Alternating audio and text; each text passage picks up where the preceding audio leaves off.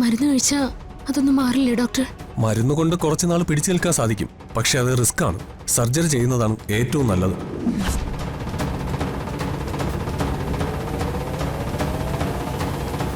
സർജറിയോ?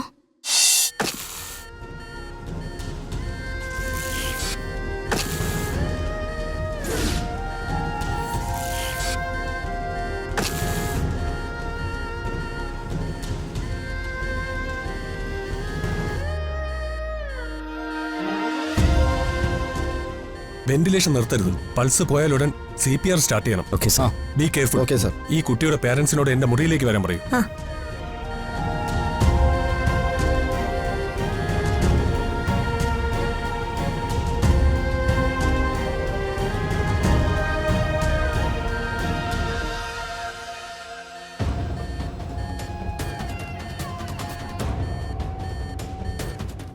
മോളുടെ പരിശോധനാ റിപ്പോർട്ടുകൾ ഞാൻ വിശദമായി നോക്കി.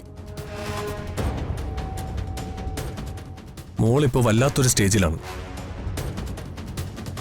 എന്റെ മോക്ക് എന്താ ഡോക്ടർ? മോളുടെ ഹാർട്ടിന്റെ വാൽവിന് ഒരു സീരിയസ് പ്രോബ്ലം ഉണ്ട്.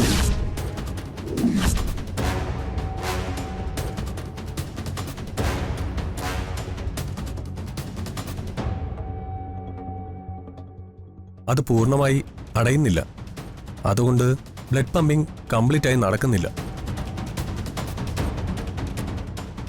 ഈ ശ്വാസമുട്ടും ക്ഷീണവും ചിലപ്പോ തലചുറ്റി വീഴുന്നതൊക്കെ അതിന്റെ ഒരു ഭാഗമാവാം.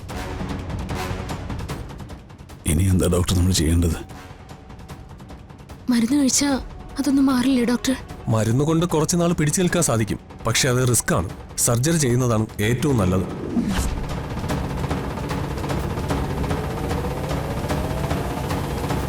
സർജറിയോ? അതല്ലാതെ മറ്റൊരു മാർഗമില്ലേ ഡോക്ടർ? അച്ഛനും അമ്മയ്ക്കൊക്കെ ഭയം സാധാരണമാണ്. പക്ഷേ ഒന്നും പേടിക്കാനില്ല. ഗൗരിക്ക് വേണ്ട ഏറ്റവും മികച്ച ട്രീറ്റ്മെന്റ് ഞങ്ങളുടെ ടീം നൽകും. സർജറി അല്ലാതെ മറ്റൊരു മാർഗവും നമ്മുടെ മുന്നിലില്ല. ഞങ്ങളുടെ മോളെ ജീവൻ രക്ഷിക്കാൻ വേണ്ടി എന്തിനും ഞങ്ങൾ തയ്യാറാ. എങ്കിൽ പിന്നെ ഇപ്പൊ തന്നെ സർജറിക്കുള്ള പ്രൊസീജിയർ സ്റ്റാർട്ട് ചെയ്യാം. എന്താ?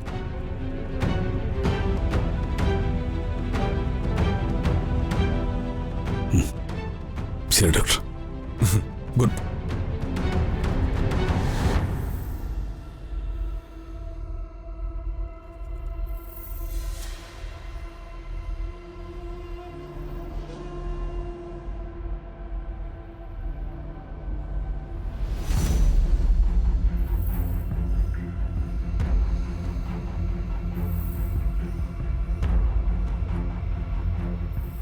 തലച്ചോറിലെ അമിത സംഘർഷം കുറയ്ക്കാന്നല്ലാതെ ഇതുകൊണ്ട് മറ്റു പ്രയോജനമൊന്നുമില്ല.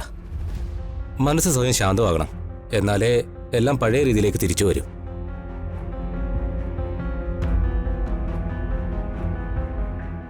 മനസ്സിന് താങ്ങാനാകാത്ത കാര്യങ്ങൾ ഉള്ളിലടക്കി ഇത്രയും വർഷം ജീവിച്ചതിന്റെ ആഘാതമാണ് കമലയ്ക്ക് ഇപ്പോൾ സംഭവിച്ചത്. ഈ വിഭ്രാന്തി മാറില്ലേ ഡോക്ടർ? മാറും, പക്ഷെ കുറച്ച് സമയമെടുക്കും. ഇനിയിപ്പോ നമ്മൾ എന്ത് ചെയ്യും ഡോക്ടർ? ഇതൊരു താൽക്കാലിക വിഭ്രാന്തി മാത്രമാണെന്നാണ് ഞാൻ കരുതുന്നത്. ഇതിനെ ഒരിക്കലും നിങ്ങൾ ഭ്രാന്തെന്ന രീതിയിൽ കാണണ്ട.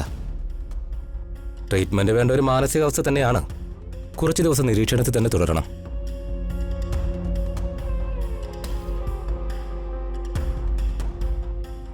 മരുന്നിനേക്കാൾ വലിയ സമാധാനവും ശാന്തിയും കൊടുക്കാൻ സാധിക്കുന്നത് നിങ്ങൾക്ക് മാത്രമാണ്. ഷോക്ക് കൊടുത്താൽ പെട്ടെന്ന് കുറയോ? അത് നമുക്ക് നോക്കാം. പക്ഷേ ഷോക്ക് കൊടുക്കുന്നതിന് റിസ്ക് ഉണ്ട്. ഒരുപക്ഷെ അസുഖം ഭേദമാകുന്നതിന് പകരം അമ്മയുടെ മനോനില എന്നേക്കുമായി കൈവിട്ടു പോയെന്നും വരാം. അയ്യോ അയ്യോ. അതേസമയം പെട്ടെന്ന് ലൈഫിലേക്ക് തിരിച്ചു വരാനുള്ള എല്ലാ സാധ്യതകളും കൂടെയുണ്ട്.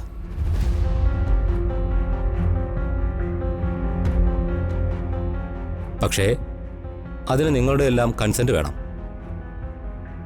നിങ്ങൾക്കെല്ലാവർക്കും സമ്മതമാണെങ്കിൽ നമുക്ക് ആ വഴിയും നോക്കാം.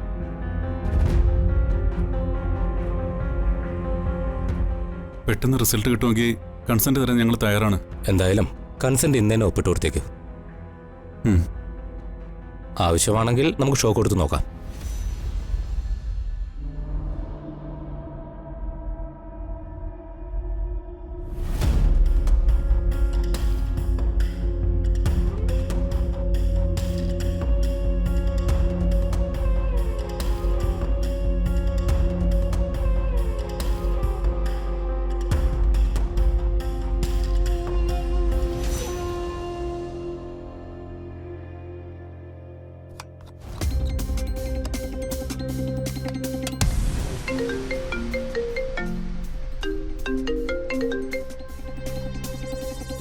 ഹലോ അനക്കെ.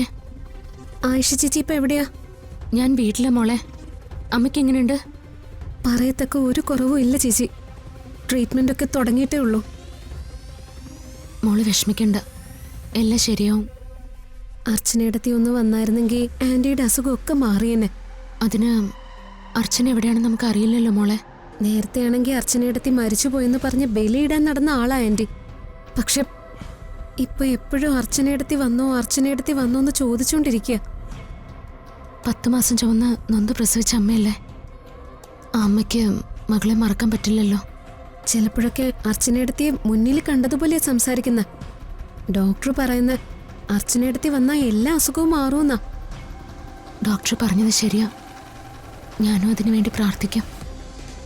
അർച്ചനയിടത്തി വന്നില്ലെങ്കിൽ ആന്റിയുടെ രോഗം ഒരിക്കലും മാറില്ല ചേച്ചി. മോള് വിഷമിക്കണ്ട, ദൈവം നമ്മളെ കൈവിടില്ല. ആയിഷ ചേച്ചി ഇനി എപ്പോഴും ഹോസ്പിറ്റലിലേക്ക് വരുന്നത്? വരാം മോളെ. ഞാനിപ്പോൾ അത്യാവശ്യമായിട്ട് മറ്റൊരു സ്ഥലത്തേക്ക് പോകാൻ നിൽക്കുക. അത് കഴിഞ്ഞിട്ട് ഞാൻ വരാം. ശരി ചേച്ചി.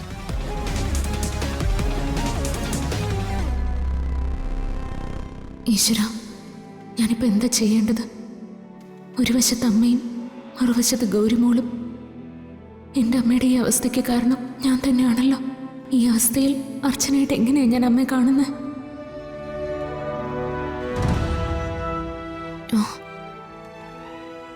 എൻ്റെ അമ്മ ഹോസ്പിറ്റലിലാ. അമ്മയുടെ മാനസികാവസ്ഥ വല്ലാതെ തകർന്നു പോയി. എന്നെക്കുറിച്ച് ഓർത്തിട്ട് അമ്മയുടെ സങ്കടം മുഴുവൻ. ഞാൻ എന്താ ചെയ്യാ? അമ്മയുടെ അടുത്തേക്ക് പോണോ അതോ ഗൗരിമോളുടെ അടുത്തേക്ക് പോണോ? രാജീവ് തന്നെ പറയ. ആരുടെ അടുത്തേക്ക് പോണോന്ന് എനിക്ക് ഒരു നിശ്ചയമില്ല. അർച്ചനയുടെ അവസ്ഥ എനിക്ക് മനസ്സിലാവും. അമ്മയും ശിഷ്യരെയും ഗൗരിമോളുടെ ജീവന് വേണ്ടി പ്രാർത്ഥിക്കാനും വഴിപാട് കഴിക്കാനും ക്ഷേത്രത്തിൽ പോയിരിക്കുക. അറിയാവുന്ന സകല ദൈവങ്ങളെയും പ്രാർത്ഥിച്ചുകൊണ്ട് ആശുപത്രിയിലിരിക്കുകയാണ് ഗോകുൽ. ICUവിൽ ഗൗരിമോളും. മറുവശത്ത് മാനസിക നില തെറ്റിപ്പോയ സ്വന്തം അമ്മ. അർച്ചനയെ കണ്ടാൽ ഒരുപക്ഷെ അമ്മ ജീവിതത്തിലേക്ക് തിരിച്ചു വരും. ഇത് രണ്ടും സമൃദ്ധിക്ക് ഇപ്പോൾ ഉപേക്ഷിക്കാൻ പറ്റില്ല.